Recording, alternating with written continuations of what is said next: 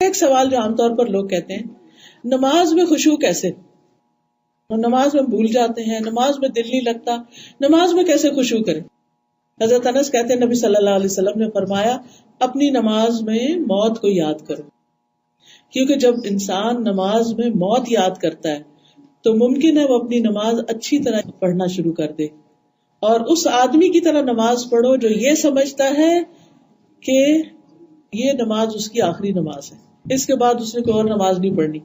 تو اس طریقے سے انسان کی نمازوں میں خشوع و خضوع آنے لگتا ہے. ایک آدمی نبی صلی اللہ علیہ وسلم کے پاس آیا، کہنے لگا اللہ کے رسول مجھے کچھ بتائیے اور مجھے کوئی مختصر سی نصیحت کر دیجیے. آپ نے فرمایا جب تم اپنی نماز کے لیے کھڑے ہو تو ایسی نماز پڑھو گو دنیا سے جا رہے ہو. پھر ایک اور مرحلہ ہے اور وہ ہے اندر کی خیالات اور سوچوں کا. بہت سے لوگ اس پر پریشان ہوتے ہیں. اگر آپ اس طریقے پہ عمل کریں گے، سجدے والی جگہ پہ دیکھنا ذرا شروع کریں، آپ دیکھیں گے خیالات کم ہو جائیں گے. بہرحال ہر شخص کا اپنا اپنا حساب ہو سکتا ہے. مجھے اس سے بہت فائدہ ہوا ہے کیونکہ اللہ کے رسول صلی اللہ علیہ وسلم کی کوئی بات بھی حکمت سے خالی نہیں. تو خیالات دو طرح کے ہوتے ہیں، ایک ہوتا ہے خیالات کا آنا اور ایک ہوتا ہے خیالات کا لانا. آنے والوں کو تو آپ روک نہیں سکتے، پاسبل ہی نہیں. اور ایک ہوتا ہے خود انوائٹ کرنا، کسی کو بلانا، دعوت دینا. اس کو آپ بہرحال کنٹرول کر سکتے ہیں. اب جو بن بلائے آ جاتے ہیں ان کو آنے دیں، ان کو آپ اگنور کر دیں، کیونکہ ہمارا دماغ ایسی چیز ہے کہ جو کانسٹنٹلی کام کرتا ہے، رکتا نہیں ہے. آپ سو رہے ہوں تب بھی وہ خوابیں دیکھتا رہتا ہے، آپ جاگ رہے ہوں، آپ کسی سے بات کر رہے ہوں تو ضروری نہیں کہ آپ کی پوری توجہ وہاں ہو. بہت دفعہ ایسا ہوتا ہے کہ بات کرتے ہوئے آپ کا دھیان وہاں بھی ہوتا ہے اور کہیں اور بھی ہوتا ہے. ہاں؟ تو ان تمام چیزوں پر جو خیالات تو خود بخود آ رہے ہیں وہ آتے رہیں گے، اس کو نہیں آپ روک سکتے. مثلا کانوں کے اوپر تو آپ کیا کرتے ہیں، ہاتھ رکھ سکتے ہیں، آنکھوں کو بند کر سکتے ہیں، زبان بند کر سکتے ہیں، لیکن دماغ کے خیال کا کیا کریں؟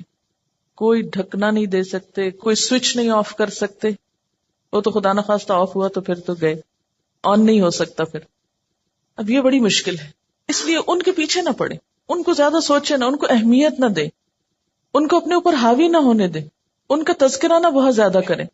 یہ کچھ لوگوں کو میں نے دیکھا وہ ہر ایک کو لے کے بیٹھ جاتے ہیں، میں کیا کروں، میرے تو خیال بہت آتے ہیں نماز میں. کسی کے پاس کوئی جادو کی چھڑی نہیں کہ جو ایک آپ کو لگائے گا اس وقت اور آئندہ آپ کے خیالات نہیں آئیں گے. اس لیے آپ ان کا تذکرہ زیادہ نہ کریں، just take it easy, normal لیں. تو ہوتا ہی ہے تو آئیں گے، لیکن یہ نہ کریں کہ کوئی ایک خیال آ گیا ہے تو پھر اس کے آگے اور سوچیں. مثلا اپنے کاموں کی پلاننگ وہاں کھڑے ہو کے شروع کر دیں. اور فرض نمازوں میں ایسا نہیں ہو سکتا، ایسا نہیں کیا جا سکتا.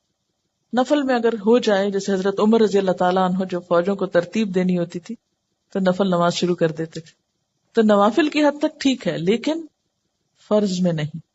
پھر آپ دیکھیے کہ اگر آپ بدل بدل کے صورتیں پڑھیں گے، قرآن پاک کا کچھ حصہ ساتھ ساتھ یاد کرتے رہیں گے، تو آپ دیکھیں گے کہ اس سے بھی فرق پڑتا ہے. چینج سے یکسوئی آتی ہے. مثلا ایک جگہ آپ کھڑے ہیں یا ایک جگہ آپ کام کر رہے ہیں تو بعض اوقات آپ کام نہیں کر پاتے اور بار بار آپ کو خیالات تنگ کرتے ہیں. اپنی پڑھائی کے دوران بھی آپ نے دیکھا ہوگا، آپ تھوڑی سی پوزیشن چینج کر لیتے ہیں، جگہ بدل لیتے ہیں، اٹھ کے جا کے پانی پی کے آ جاتے ہیں، یہ کچھ تو اس سے پھر فرق پڑ جاتا ہے. اسی طرح اگر آپ تلاوت یعنی قرآن پاک کا وہ حصہ جو نماز میں پڑھ رہے ہیں اگر آپ اس کو تبدیل کرتے رہیں تو فائدہ ہوگا. اس کے لیے طریقہ کیا ہو؟ کیونکہ آپ نے دیکھا ہوگا کچھ قرآن پاک آپ نے یاد کیا پھر وہ آپ کو بھولنے لگا. کوئی صورت اگر کچھ دن تک نہیں پڑھی، اگلے دن نماز میں پڑھنے کھڑے ہوئے وہ اٹکنا شروع ہو گیا، آپ نے تنگ آ کے چھوڑ دی. ایسی چیزیں بہت نیچرل ہوتی ہیں. اس کا علاج کیا ہے؟ ایک پاکٹ سائز کا چھوٹا سا قرآن پاک کا نسخہ جو ہے وہ نماز کے وقت میں قریب رکھ لیں. میں نے ایک باسکٹ سی بنائی ہوئی. تو آپ کیا کریں، دعاؤں کے کارڈز، تسبیح اور جو قرآن پاک کا نسخہ، اگر آپ چشمہ لگا کے پڑھتے ہیں تو چشمہ، یہ ساری ضروری چیزیں جو ہیں اس کے اندر موجود ہوں. وہ آپ اپنے بیڈ روم میں، اپنے وارڈ روم میں کہیں ایک جگہ پر اس کو رکھ لیں. جو ہی نماز پڑھنے لگے جائے نماز بچھائی اور اٹھا کے وہ ٹوکری پاس رکھ لی. اچھا سنت پڑھ لی آپ نے، اب آپ نے ارادہ کیا کہ میں آج فلاں سورت پڑھوں گی اور آپ کو بھولی ہوئی ہے یا آپ سمجھتے ہیں کہ آپ کو یاد دہانی کی ضرورت ہے. کئی جگہ ہوتے ہیں نا وہ شبے پڑ جاتے ہیں. تو آپ کیا کریں، شروع کرنے سے پہلے 1 سیکنڈ کے لیے ان جگہوں پر دیکھ لیں اس کو پھر رکھ لیں، پھر آپ نماز پڑھیں. آپ انشاءاللہ وہ صورت بہتر طور پر پڑھ پائیں گے. جب آپ پڑھیں گے تو آپ دیکھیں گے کہ آپ کی واقعی نماز میں خوشی پیدا ہوگی، کیونکہ کچھ عملی تدابیر بھی ہوتی ہیں کہ یکسوئی والی جگہ ہو لیکن ساتھ ایسی چیزیں موجود ہوں. مثلا اگر آپ نوافل پڑھ رہے ہیں اور آپ تھک گئے ہیں بیچ میں، تو بجائے اس کے کہ اپنے اوپر زور زبردستی کر کے پھر کھڑے ہو جائیں، آپ بیچ میں تھوڑا بیٹھ بھی سکتے ہیں، یا یہ کہ سلام پھیر کر آپ دعاؤں کا کارڈ نکالیں، کچھ دعائیں پڑھ لیں، اس میں آپ ریلیکس بھی ہو جائیں گے اور ساتھ یہ ہے کہ دعائیں بھی مانگی جائیں گی اور اگلے 2 نفل جو ہیں وہ زیادہ یکسوئی کے ساتھ پڑھے جائیں گے. تو اس طرح کی کچھ عملی تدابیر جو ہیں وہ آپ کی نماز کو اچھا کر دیتی. اسی طرح اگر ماحول کو تھوڑا اور خوشگوار بنائیں، مثلا یہ کہ جا نماز کے اوپر اگر آپ تھوڑا سا عطر لگا لیں، یا یہ کہ آپ اس کو جھاڑ پٹک کے رکھیں، کچھ عرصے بعد اس کو دھو لیں، صاف کر لیں، تو یہ جو پاکیزگی اور صفائی کے جو مرحلے ہیں نماز کے ساتھ، لباس کے علاوہ، جسم کے علاوہ جگہ کی صفائی، اس سے بھی نماز میں خشوع آتا ہے.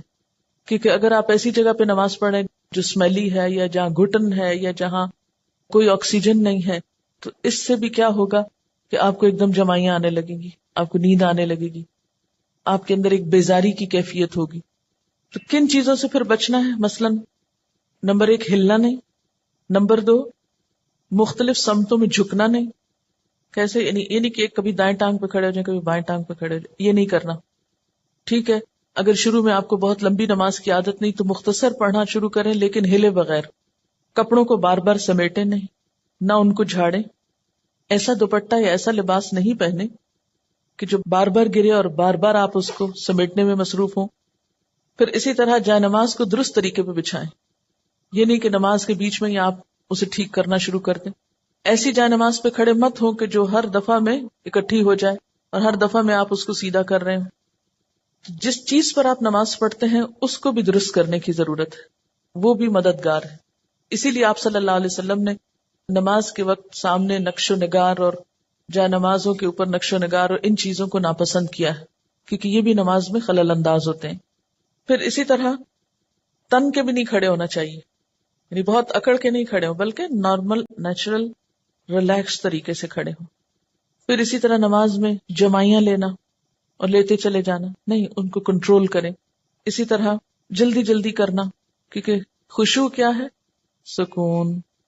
اور سکون میں کیا ہے کہ آپ جب قیام کریں تو ہلنا بند کر دیں، رکوع کریں تو اتنی دیر رکوع کریں کہ جسم ہلنا بند کر دے.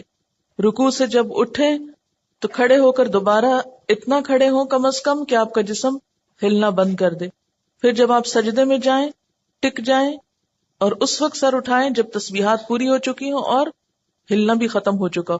یہ نہیں کہ آپ ایک کانسٹنٹ موومنٹ میں کھڑے ہوئے تو رکوع میں ہلتے ہلتے پھر کھڑے ہو گئے، پھر سجدے میں ابھی ہلنا بند نہیں تو پھر کھڑے ہو گئے اور پھر واپس پلٹ گئے. یہ ماری ماری نماز جو ہے جلدی کی، اس سے قطعاً خشوع نہیں آتا. خشوع کے لیے آپ کو ٹھہر ٹھہر کر آہستہ نماز پڑھنی ہوگی. مسئلہ پیش آنے پر، مثلا نماز میں خشوع نہیں، مسئلہ پیش آ گیا، مسئلہ پیش آنے پر مسئلے کو پہچانے، اس کے اسباب جانے، یعنی مسئلے کو آئیڈینٹیفائی کریں. پہلے یہ ہے مسئلہ، خشوع نہیں آ رہا، پہچانے وجوہات کیا ہیں، کیوں نہیں آ رہا. 1 وجہ کہ جگہ ٹھیک نہیں، 2 وجہ کہ قرآن یاد نہیں، 3 وجہ کہ آس پاس شور ہے، وغیرہ وغیرہ وجوہات معلوم کر لیں. اور ایک ان سب وجوہات سے بڑی وجہ کہ نماز پڑھنے کے ٹھیک طریقہ ہی نہیں آتا، الفاظ کی ادائیگی درست نہیں نماز کی، تو وہ ہر وقت ایک گلٹ ہے اندر، پتہ نہیں ٹھیک پڑھ رہی ہوں کہ نہیں، پتہ نہیں ٹھیک پڑھ رہی ہوں کہ نہیں. یہ جب تک یہ گلٹ رہے گی نماز میں خوشی نہیں آئے گی. اس گلٹ کو دور کریں. اگر آپ کو مثلا اتحیات پڑھنا نہیں آتا، دروشی پڑھنا نہیں آتا، سیکھ لیں کسی سے، بالکل شرم محسوس نہیں کریں، جتنا جلدی ہو سیکھ لیں. کیونکہ اگر درست علم ہوگا تو آپ دیکھیں گے کہ اس سے بھی آپ کو سکون آ جائے گا. سارے مسائل کی وجوہات جانیں اور پھر ایک ایک کر کے وجہ کو دور کرنے کی کوشش کریں. اگر آپ سمجھتے ہیں کہ وجہ دور آپ سے خود نہیں ہو رہی تو کسی سے مشورہ کر لیں کہ اس مسئلے کا حل کیا ہو سکتا ہے. لیکن مسئلے کو سب سے پہلے آپ خود پہچانیں. کبھی یہ نہ کہا کریں بار بار مجھے نہیں پتا کہ یہ کیوں ہے. نہیں، کیوں نہیں پتا ہونا چاہیے. اللہ نے آپ کو عقل دی، سمجھ دی، جاننے کی کوشش کریں. اور پھر اس کے بعد یہ ہے کہ اس کا حل کریں اور اس معاملے میں بے صبری نہ کریں. بہت سے مسائل کے حل میں وقت لگتا ہے، اس وقت کو اویل کریں اور صبر کے ساتھ آہستہ آہستہ آپ دیکھیں گے کہ انشاءاللہ وہ مسئلہ حل ہوتا جائے گا. اور سب سے بڑی بات یہ کہ پھر اللہ تعالیٰ سے خوب خوب دعا کریں کہ اللہ تعالیٰ تو میری نماز میں خشوع دے دے، مجھے نماز کا شوق دے دے، مجھے نماز کی محبت دے دے، نماز کو میری آنکھوں کی ٹھنڈک بنا دے. اس طرح کی جو بھی دعائیں آپ کے دل میں آئیں، آپ دیکھیے کہ مانگنے کے لیے آپ کے اندر سے بات اٹھنی چاہیے نا. دعا کوئی مصنوعی چیز نہیں ہے کہ کوئی مانگ رہا ہے تو آپ اس کو دیکھ کے آپ بھی شروع کر دیں. اس کی ضرورت آپ کو خود محسوس ہونی چاہیے کہ یہ چاہیے مجھ کو، یہ مانگنا ہے مجھے، اس کے بغیر میرا گزارا نہیں ہو رہا. تو جس طرح دنیا کی چیزوں کے لیے ہم تڑپ تڑپ کے مانگتے ہیں، اسی طرح دین کے لیے بھی، اپنی آخرت کے لیے بھی تڑپ تڑپ کے مانگنا سیکھیں.